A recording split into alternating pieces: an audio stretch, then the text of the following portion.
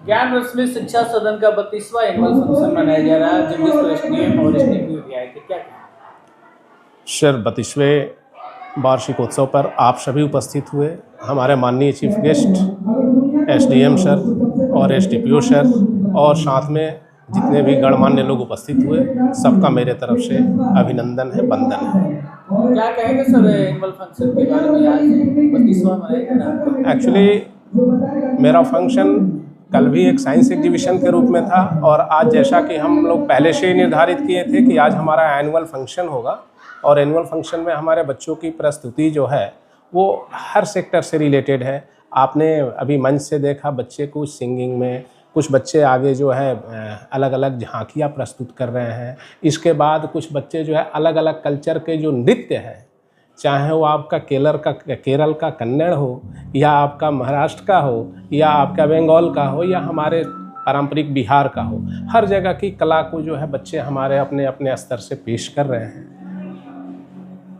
आज सर देखा जाए कि कल आपके स्कूल में हम लोग थे, अचानक एक खबर फैली बच्चा छोड़ता और स्कूल देखा जाए छोटे छोटे बच्चे कहते रहते। सबसे पहले तो मैं गार्जियन से अपील करना चाहूँगा कि अफवाहों से बचना चाहिए और उससे एक हम लोगों को लेसन भी मिला।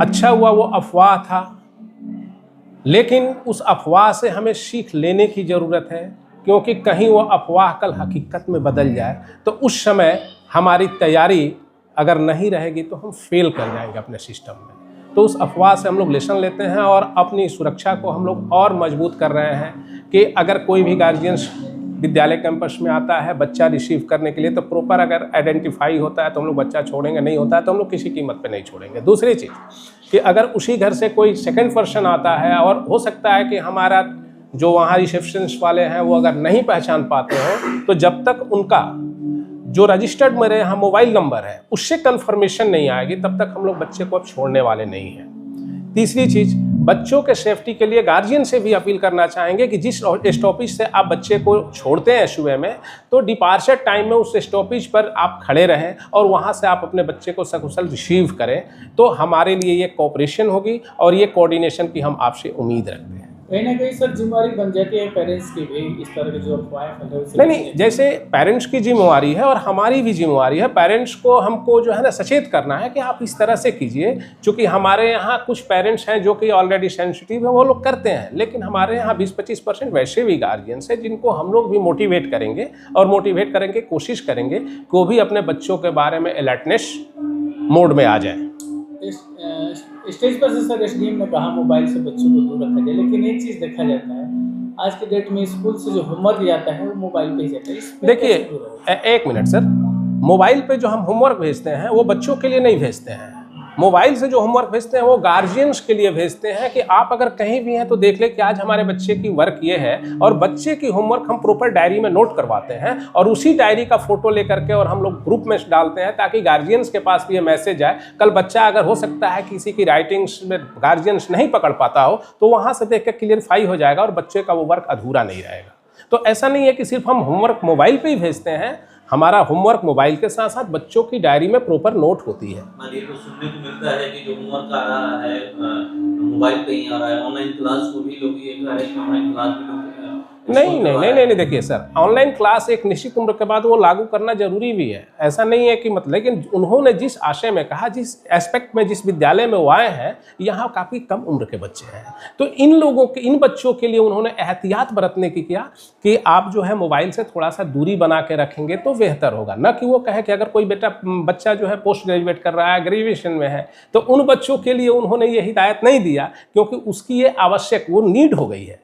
और दूसरी चीज़ है कि हम तो आपको स्पष्ट कर दिए कि हमारा तो दोनों चलता है, ऑफलाइन ऑनलाइन। ऑनलाइन सिस्टम जो है कभी कभी ऐसा हुआ जैसे अभी जो है ठंडी की छुट्टी हमारी 1 महीने की हो गई, वो स्टेप बाय स्टेप बढ़ते गई। अब इसमें क्या है कि बच्चे से हमारी कनेक्टिविटी कैसे बनी रहे, तो इसके लिए माध्यम क्या है, तो इसके लिए थोड़ा सा वहाँ आवश्यक हो जाता है मोबाइल। और उस समय गार्जियंस कम से कम बच्चों से मोबाइल से वो क्या कर रहा है थोड़ा सा उनको भी मॉनिटरिंग करने की ज़रूरत है। बेटा, जंक फूड से आपको बचना है। और बच्चे आज के डेट में एक वो पैशन और फैशन होते जा रहा है कि हम जो है बंद पैकेट वाला ही खाएंगे, नूडल्स खाएंगे, ये खाएंगे, वो खाएंगे, लेकिन इसको अवॉइड करना है, तभी वो बच्चे स्वस्थ रह सकते हैं। और इसके लिए हम लोग क्लास वगैरह में जागृत करते हैं बच्चों को कि बेटा अगर घर के मम्मी के हाथ का बनाया हुआ जो फूड्स है उससे पौष्टिक आहार दुनिया का कुछ नहीं होता है। तो इस सब पर आदमी फोकस करता की है। बात करें सर, तो कुछ दिन पहले आपने भी देखा होगा एक भैया के टीचर थे, पिज़्ज़ा तो उसमें नाम आया था पिज़्ज़ा खाने से। जी सर, नो डाउट मैंने सुना था वो पिज़्ज़ा खाने से किसी बच्चे की वो यहाँ तक मृत्यु हो गई थी उसकी। लेकिन ऐसा नहीं है कि एक पिज़्ज़ा खाने से अगर उसकी मृत्यु हो गई तो हाइलाइट्स हो गया, लेकिन वो तो रोज़ प्रतिदिन डे बाय डे बच्चे को वो पॉइजन का काम कर रहा है। अगर एक की मृत्यु हो गई तो वो मामला हाइलाइट्स हो गया, लेकिन बच्चे रोज़ जो है उसके शिकार हो रहे हैं। आज हमारा अगर 10 साल यूज़ करते हैं तो हमारी लीवर, किडनी, अभी तो चूंकि नया है पता नहीं चलता है, बच्चे अगर कम उम्र के हैं तो पता, लेकिन जब ये गाड़ी पुरानी होती है तब उसमें तरह तरह की जब ट्रबल आना शुरू होती है ना, तब कहते हैं कि बचपन में हमने जो गलती किया है उसकी पनिशमेंट अब मिल रही है। क्या इस सब से बचने के लिए क्या आपकी बात? इसके लिए बचने के लिए बच्चों को और गार्जियंस को दोनों को हम लोग को मोटिवेट करते हैं। हम लोग जो पेरेंट्स टीचर मीटिंग लेते हैं, अगर कोई बच्चा जो है रेगुलर रूटीन में हम लोग देखते हैं कि घर से वो अपना लंच बॉक्स नहीं लेके आता है, तो गार्जियन को हम लोग प्रिस्क्राइब करते हैं कि सर आप जो है बच्चे को प्रतिदिन जो है आप अलग अलग टाइप्स के जो बाजारू चीज़ होता है उससे थोड़ा सा इसको अवॉइड कराइए, अन्यथा इसकी सेहत खराब हो जाएगी। और जब उसका सेहत ही ठीक नहीं रहेगा तो आप उसका मानसिक रूप से वो स्वस्थ नहीं रहेगा तो वो पढ़ेगा क्या। हम लोग करते हैं इसके लिए। सरकार के तरफ से अगर मैंने बात करी सोशल मीडिया में चर्चा में यूजीसी के लेके रहुआ हालांकि एक प्राइवेट संस्था बनी, तो का मैंने रहुआ स्कूल के अंदर ये तरीका के कभी स्थिति उत्पन्न भइल? ये पहली बात ये है सर कि ये स्कूलों में तो लागू नहीं हो रही है, और हमारा स्टैंडर्ड जो है नर्सरी से क्लास 8 तक की है। ये यूजीसी बना है जहाँ के लिए और जिस लेवल के लिए, उस लेवल से हमारा लेवल अभी नीचे है, इसलिए हम लोग तो उस पर अगर चर्चा करते भी हैं तो ये बेमानी होगी।